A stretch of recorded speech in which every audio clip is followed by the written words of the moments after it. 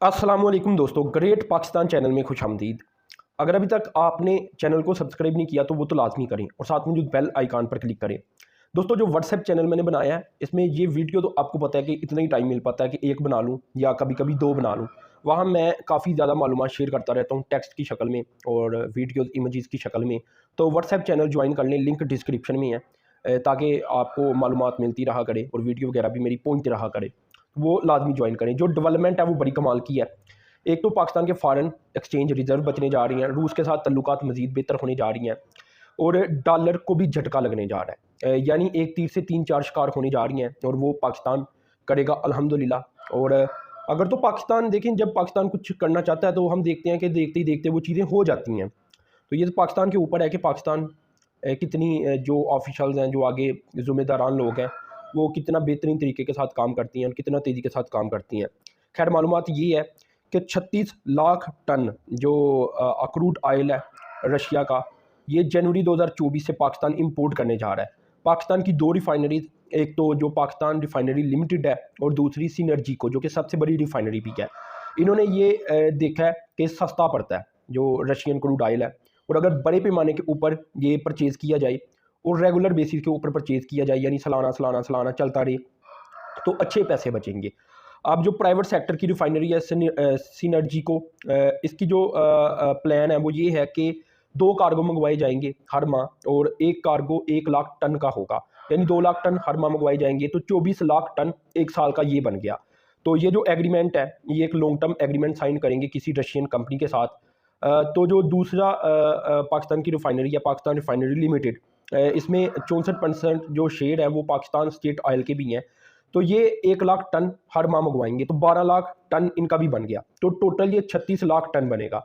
अब ये दोनों ही बिजनेस टू बिजनेस मॉडल ही होगा। पहले ये था कि पाकिस्तान रिफाइनरी लिमिटेड, क्योंकि उसमें गवर्नमेंट के शेयर हैं, गवर्नमेंट की इंटिटी के शेयर हैं, तो शायद वो government to government basis agreement करते, लेकिन नहीं। अब पता ये चला है कि दोनों रिफाइनरीज बिजनेस टू बिजनेस या कमर्शियल बेसिस के एग्रीमेंट साइन करेंगे और मंगवाई करेंगे, और इससे अच्छी खासी बचत होगी। अब ये तो हो गया पाकिस्तान का फ़ायदा, जिसमें पाकिस्तान को सस्ता पड़ रहा है, पाकिस्तान ने टेस्ट कर लिया हुआ है, तो पाकिस्तान मंगवाएगा। अब जो दूसरा डॉलर को नुकसान है वो ये है कि इतनी बड़ी जो क्रूड ऑयल की डील है वो डॉलर में नहीं होने जा रही, क्योंकि अभी जो टेस्ट पाकिस्तान ने किया, सिनर्जीको ने भी किया, पाकिस्तान रिफाइनरी लिमिटेड की जानिब से भी किया गया, तो युआन के अंदर ही पेमेंट की गई थी। तो इसी को जारी रखा जाएगा और युआन के अंदर ही पेमेंट दोबारा से की जाएगी, बार बार की जाएगी।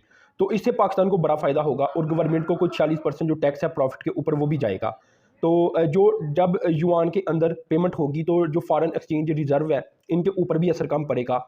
और आप ये कह सकती हैं कि जो पाकिस्तान का कहा जा सकता है प्रीमियम, ये जो डील्स वगैरह होती हैं उनमें कुछ प्रीमियम वगैरह भी होता है, ये एक टर्म है जिसे बोला जाता है, तो वो भी बचेगा, ये पता चला है। तो 50 से 60%, 58 से 60% बताया जा रहा है कि अभी भी फर्नेस ऑयल ही निकलेगा, इसके बावजूद भी ये प्रॉफिटेबल है। अगर ज़्यादा जो डीजल है वो निकलता तो फिर तो काफ़ी ज़्यादा प्रॉफिट हो जाना था पाकिस्तान को।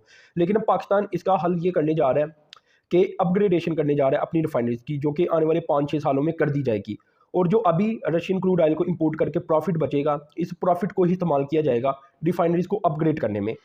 जब अपग्रेड हो जाएगी तो 7 से 8% जो क्रूड जो फर्नेस ऑयल है उसकी क्वांटिटी कम हो जाएगी परसेंटेज के अंदर, तो दूसरा डीजल बढ़ जाएगा। लेकिन उसका एक फ़ायदा ये भी होगा कि जब ये सब कुछ रिफाइनरी वगैरह अपग्रेड हो चुकी होगी, तो जो बाकी ये फर्नेस ऑयल है इसे फिनिश प्रोडक्ट में चेंज किया जा सकेगा, बाकी जो कि इस्तेमाल में लाई जा सकेंगी।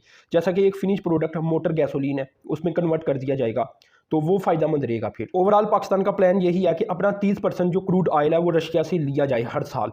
तो इसी के लिए फिर इसी माह नवंबर या दिसंबर के अंदर एक पाकिस्तान की क्रूड ऑयल मिनिस्ट्री है, यानी पेट्रोलियम मिनिस्ट्री, तो वो उनका एक डेलीगेशन जाएगा रूस और ये मुआहदा साइन करेंगे सारे, और जनवरी से फिर पाकिस्तान लेना शुरू करेगा अभी के प्लान के मुताबिक। यहाँ तक अभी की बात है कि अभी किस तरह प्रॉफिट बनाया जाना है, तो जो सिनर्जीको कंपनी है, जो सबसे बड़ी रिफाइनरी है, वो तो ये करने जा रही है कि एक्सपोर्ट कर देगी फर्नेस ऑयल को।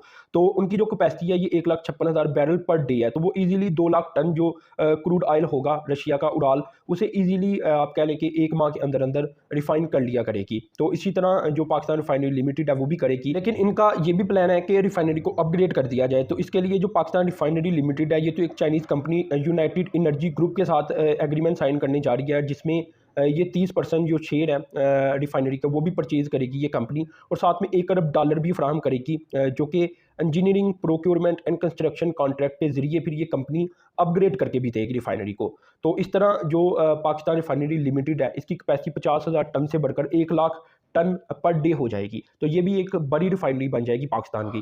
तो ये पाकिस्तान को बड़ा फ़ायदा होने जा रहा है रूस के साथ डील करके, और अमेरिका को भी झटका लगेगा इससे। तो दोस्तों खैर, आपने लाजमी चैनल को सब्सक्राइब करना है, साथ में जो बेल के आइकन पर क्लिक करना है। अब तक के लिए इतनी था। अल्लाह हाफिज़।